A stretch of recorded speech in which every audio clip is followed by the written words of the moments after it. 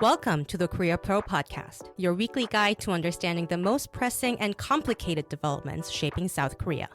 We're your hosts, Jeongmin Kim, John Lee, and Joon Ha Park of Korea Pro. Go beyond headlines as we explain not just what happened, but also what really matters and why it matters. If you monitor South Korea for work or just trying to keep up, you're in the right place. This is the Korea Pro Podcast. Welcome back, listeners. We don't have John today, but Joon Ha and I are here in Seoul office. We are back from Gyeongju APEC week. We're recording Monday, November 3rd, a little bit afternoon. This has been delayed a little bit because we couldn't record last week, but we will just briefly go into some of the highlights from the APEC week in Gyeongju.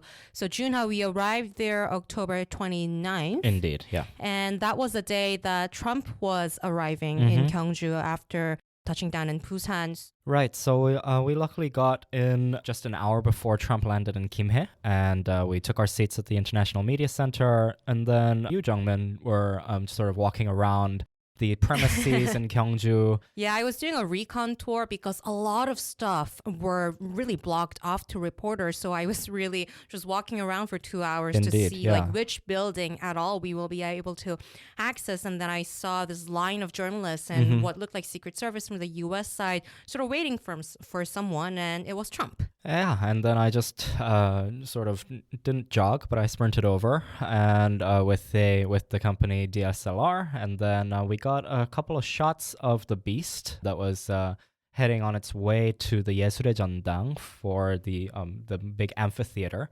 for the APEC CEO summit where Trump was scheduled to give a speech. Right, and it was interesting because they chose the Gyeongju World, which is the amusement park. Yeah.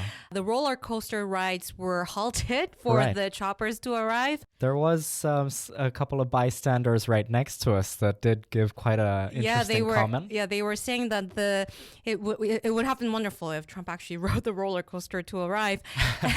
But anyways, it was a scene. A lot of dummies, a beast also coming by before the Trump won, and the roads were blocked throughout the week. And let's go into the actual summits and the deals that happened. Let's start with the U.S. South Korea. The biggest spotlight basically was on the tariff deal. It seems like from what I heard from on the ground is that it was a very last minute sort of deal. It was sort of being negotiated until very last minute.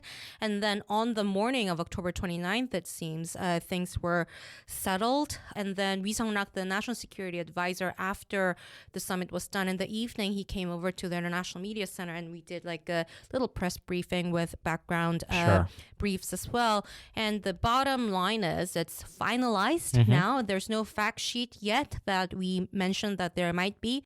So this comes after more than 2 months of negotiations between South Korea and the U.S. And the investments part was the biggest part of it because it was controversial in South Korea because the $350 billion investment, U.S., specifically Trump, wanted it as cash investment, but South Korean currency market just could not handle it. Absolutely. And so the $200 billion in cash, it will be spread over basically and over 10 years at the $20 billion capped annually. I'm not sure if there's like a written agreement yet that's published, but this was basically the main point that the policy chief Kim Yong-bum was very, very proud about. And the $150 billion, it will be through a shipbuilding related fund, basically. The MASCA. And the car tariffs on Korean imports. It's reduced from 25% to 15%. And the scene stealer of the night was nuclear-powered submarines. Indeed. So we saw after all of the sort of ceremony and, the handing over of the crown and the order of the 무궁화, Trump and Lee sat down for the summit, and in Lee's opening remarks, he delivered quite a cordial statement of welcoming Trump into his arrival, and then he sort of sidestepped into a different note, where he brought up the idea of defense. So he was talking about defense cost, how South Korea's defense budget has grown, and then he mentioned the idea of a nuclear propulsion or nuclear fuel being approved by the United States. He was requesting approval from Trump, just personally, to make sure that South Korea can build these nuclear propelled submarines. Right, and it was an interesting way of, it was an interesting segue into that part because, like, you know, there were a lot of leaks already about the update to the 123 agreement, which is about the spent fuel reprocessing sort of deal. South Korea for a long time wanted Japan level of, you know, being allowed to reprocess spent fuels, and that we knew. But Lee sort of started his remark referring to something that we could not really put our finger on, like what exactly he was talking about. He said, I assumed that he was talking about the previous meeting, the summit in August, but we did not know that the discussion happened. But he basically said, I understand that you might have some misunderstanding about something. Yeah. He said, it's not that we want a nuclear armed submarine, SSBN, but we want to make sure that the submarines can basically sustain longer operations underwater. And then he mentioned nuclear-powered submarines. Yeah. He also mentioned, the National Security Advisor tried to allay those comments a bit later during the press briefing that you were in, but he also mentioned the threat of China and North Korea, the underwater capabilities. I'm not sure if that was like a planned remark, but I think Lee's really good in saying what the opponent or the adversary or the person that he is negotiating with wants to hear. And Lee's, while he was talking about the nuclear-powered submarines, he said, it's basically Chinese and North Korean submarines. It's really difficult to operate against them. Like our forces are having difficulties. And then later on, when I went into the second floor of the IMC to get into the presidential office briefing, we mentioned specifically that, when the president mentioned China and North Korea, he meant those waters, not the flag of the submarines. But then experts told us it's basically the same thing. Right. So, we all know that, Chinese nuclear-powered submarines and nuclear-capable submarines are something that's very much within the arsenal of China's sort of submarine fleet. We've seen like Type 93s, 94s that have the SSBN capabilities. So that was probably what Lee's security team are constantly briefing Lee. So that was what probably he's referring to. What did the experts say about the nuclear power submarines? I understand that a lot of, submarine experts, of course, they would say, we really welcome this. But were there any concerns or, challenges or limits going forward that they mentioned? Basically what the interpretation was is that, since Trump, just the day after the summit on Truth Social, he was saying that, I have approved South Korea's ability to build these nuclear-powered submarines. In Philly. They will be built at the United States. On U.S. land. But of course, this is a presidential statement on Truth Social, regardless of the platform. But still, it signals this sort of a political opening, but it does not have any binding legislation under U.S. law. So right now, according to the U.S. Atomic Energy Act, any transfer of naval propulsion fuel or reactor technology requires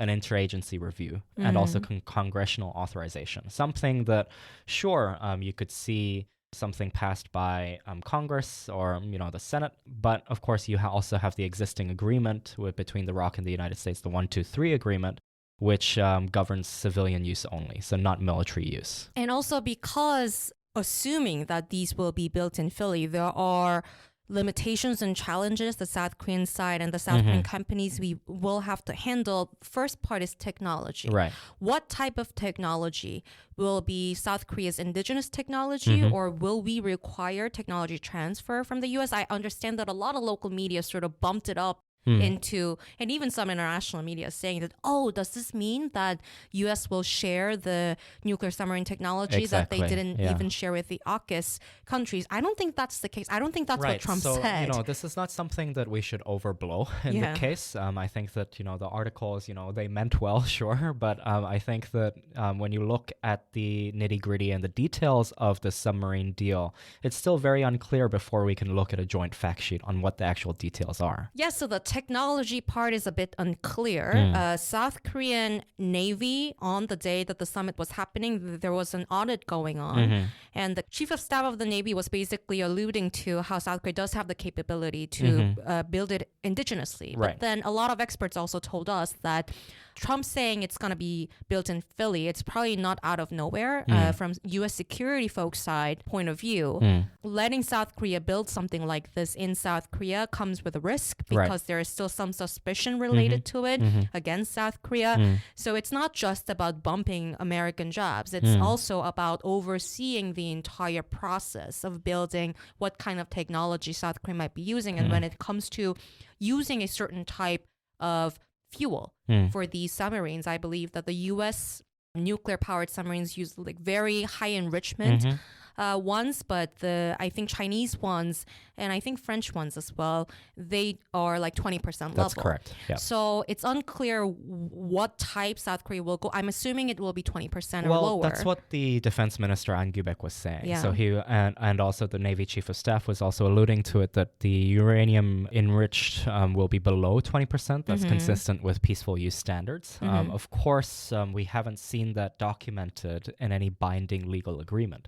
So we still need to see what the joint fact sheet actually says, if there is a joint fact sheet that will be coming out from the ROK US summit. Right. And the second part of the limitations and challenges, I think, would be personnel, like who will actually go to Philly to actually build it. And also after you build it, which will take a long time, which also means that it will require multiple administration attention to this on South Korean side and also the U.S. side. What will you do when you need to maintain and, update these submarines?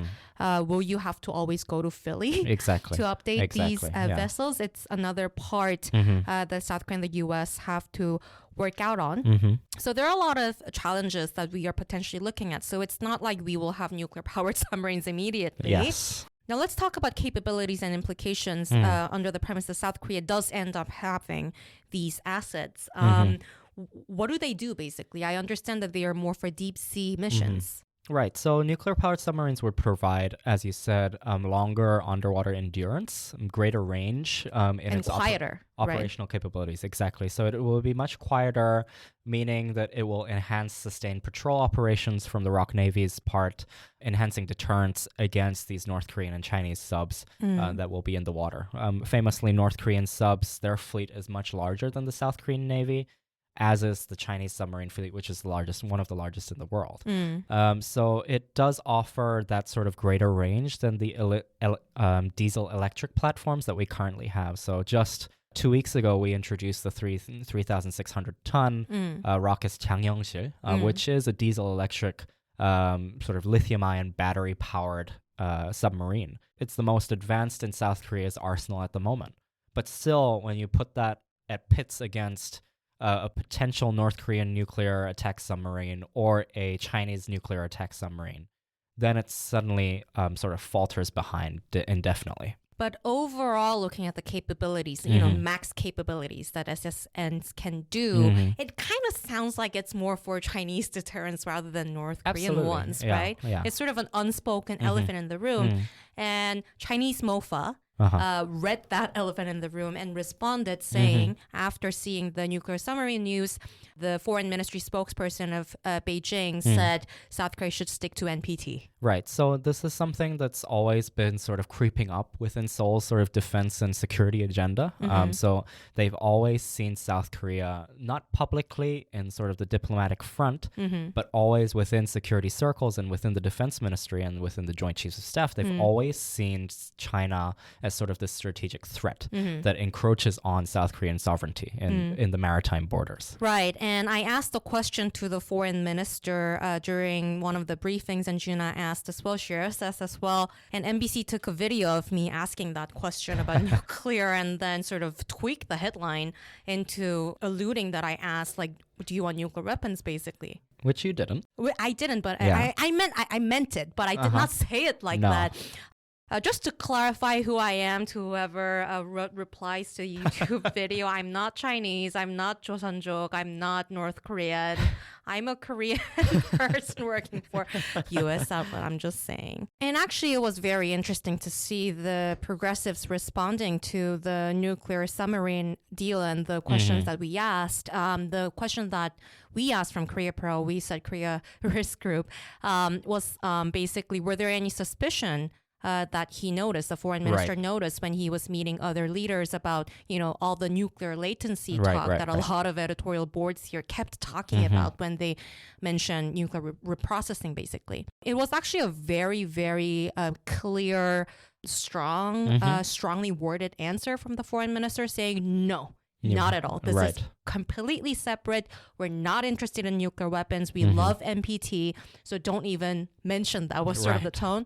And the response from the public was interesting. I thought the progressives would probably play along with what the FM would say, but then the overall sentiment was that even the progressives, I have to wait and see the polls, but they were actually happy that it opens up nuclear latency possibility for South Korea, regardless of it's possible, actually. The South Korean public looking at the nuclear-powered submarine deal and thinking of nuclear weapons, that's something to keep an eye on. Is different to what we've monitored before. Yeah. Speaking of which, let's move on to Korea-China summit. That was November 1st, right? Yeah, so that was November 1st. So Lee and Xi, they met in Gyeongju on the sidelines of the APEC summit. And so they were holding, I believe it was sort of the ROK-China first bilateral summit in Korea since 2014, I believe. During Park Geun-hye? Yeah, during Park Geun-hye. So it was Xi's first trip. So the purpose was, indefinitely as introduced by the presidential office, rebuilding trust, resuming that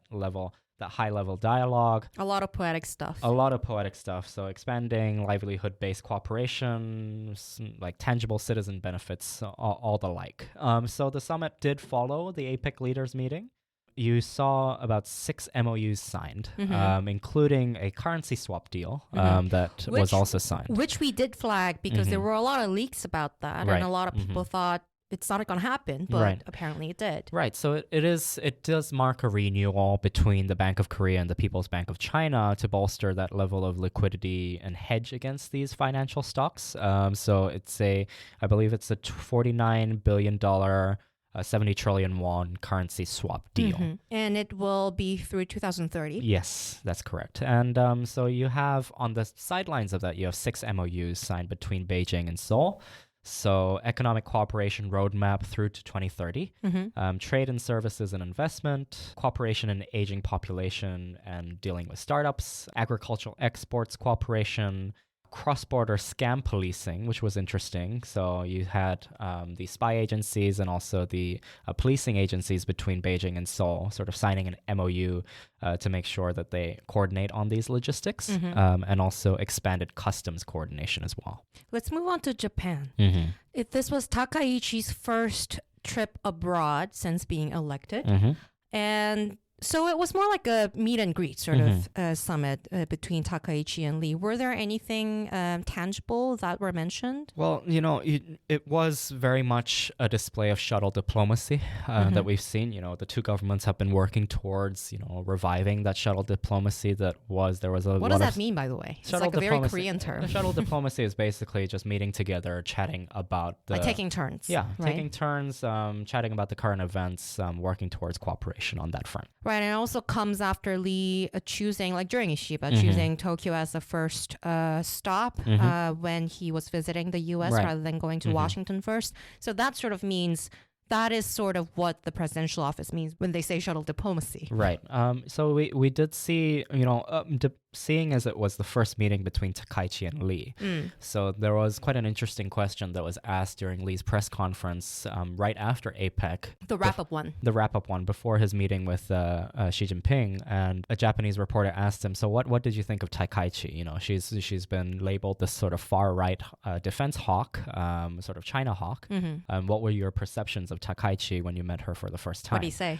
So he was saying that he actually gave quite an interesting comment. He was saying that, I'm sure that Takaichi herself also knows that when she becomes the leader that is representing Japan's economic interests and defense interests, she will not be the same person that you saw when she was a politician in the Diet. And he was sort of comparing himself to Takaichi as well, making sure that, my role and my perspectives and my position that was given to Japan-Korea issues, or any issues for that matter, during the time he was a Democratic Party leader is very different from when he is a president. He has to control that. So he was saying that very explicitly to the Japanese reporter, which I think was a very interesting push. It sort of allayed that concern that, Takaichi could bring sort of skewed ties with Japan and South Korea. But of course, we have to wait and see. Were there anything related to history that were mentioned during the summit? No, so that was quite interesting. So we did see history being left out. We see history being left out. That's probably intentional. Yeah, but of course you saw Xi Jinping and Takaichi, who met for the first time during the APEC summit, where Xi Jinping was saying to Takaichi, you need to respect the Murayama sort of declaration, where he apologized for Japan's war crimes. Yeah. Speaking of Takaichi and Xi, there was a Trump and Xi meeting that everybody was waiting for. It was at the Kimhae Air Base on October 30th. It was the first meeting in over 6 years. 6 years, yes. They have been going back and forth about whether or not they're going to meet, if there will be any tariff deal. At the end, there was. And the key outcomes, it's China agreed to suspend the rare earth export controls for 1 year, right? Yes. And possible extensions. And the U.S. side agreed to cut tariffs on the fentanyl-related goods from 20% to 10%. And Trump kept saying, this was an amazing meeting. It's 12 out of 10. It seemed like both leaders were quite happy about that. And there were a few moments that were broadcasters shot that were interesting, Xi presenting Xiaomi phone to Jae-myung. And that was quite funny. And then what did Lee say? Lee joked about something. Lee sort of joked about what's the communication security like. What did she say? And then she said, you should check if there's a back door. And between Trump and Xi, there were a few moments that photos captured as well. Right. So we saw a couple of photos released by the White House on their Flickr, and it depicted Trump showing Xi something on his phone. It was unidentified, but Xi sort of cracked up.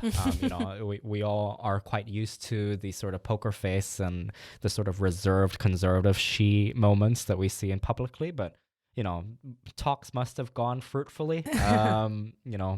It got a laugh out of the Chinese leader. And also there was another moment where Xi was not so reserved, which was when he drank makgeolli. Yes, so it turns out she's not exactly the biggest fan, or visibly the biggest fan, of the yuja makgeolli that was served during the summit dinner. His facial expression was like, what the hell is this? Yes, he sort of squinted in a way that you would when you have a teenager drinking whiskey for the first time. And then apparently Trump maybe did not exactly enjoy the full APEC luncheon or banquet that Lee provided. Apparently he went back to Hilton and asked for a cheeseburger.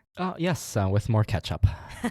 Let's move on to some business-related stuff. The thing that went most viral in South Korea was the Ganbu chicken meeting. Yes. Between Jensen Huang, the head of Nvidia, Samsung chairman Jae-myung, and Hyundai Motor chairman Jeongmin, who sort of joked that he was the youngest, actually. Yes. So they met in a fried chicken restaurant in Gangnam for a chimek session, chicken and beer. It was quite casual. Right. A lot of memes. And I believe Jae-myung paid for everything. Yes, I think so. And, I mean, it is Samsung-yok after all. That's true.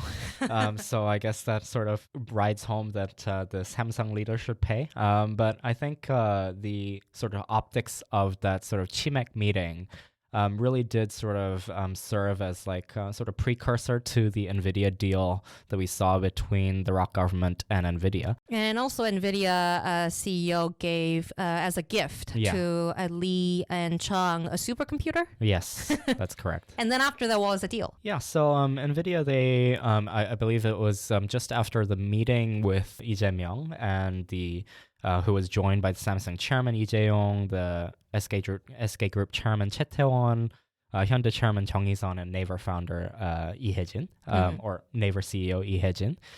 So they were talking about how Nvidia was announcing this sort of major partnership with the South Korean government and Naver Cloud, Hyundai Motor Group, SK Group, and Samsung Electronics to supply 260,000 of its latest Blackwell GPUs, which is a deal worth about 14 trillion won, which is about 10 billion US dollars. approximately. So the deal, it represents one of the largest AI hardware allocations globally. It positions South Korea as a sort of a priority hub in Nvidia's sort of AI infrastructure ecosystem. It's expected to accelerate President Jae-myung's push for sort of the sovereign AI initiative that he's pushing for. So under the plan, the Science Ministry will receive 50,000 GPUs supporting national AI development. It's still undecided how that will be distributed across the institutions that are involved. Samsung, SK Group, and Hyundai will each receive a similar allocation of 50,000, and then Naver Cloud will take about 60,000 units. What was the grand total that Lee pledged for the GPU for the sovereign AI? Yeah, so he said he will usher in this sort of era of 100 trillion won investment in artificial intelligence. So he was saying that he would secure at least 50,000 GPUs, being the core assets of AI. So this Nvidia deal that we saw just a couple of days ago, it sort of surpasses that by a substantial amount. So Nvidia was saying that the rollout would expand South Korea's total GPU capacity from around about 65,000, I believe, to more than 300,000. So establishing one of the world's most advanced sort of AI computing networks and sort of AI ecosystems. If it happens per If plan. it happens, yeah.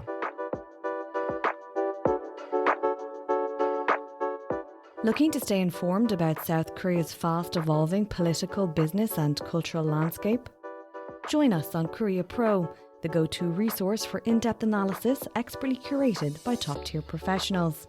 And now you can pick the membership level that best suits your needs, thanks to our new subscription packages. Starting at just $199 annually, you can access daily analysis and our weekly podcast. Or try our premium membership package, which offers additional perks such as executive briefings, monthly reports and forecasts, networking receptions and event opportunities, as well as much, much more. To find the best fit for you, just head to signup.koreapro.org and become a member today.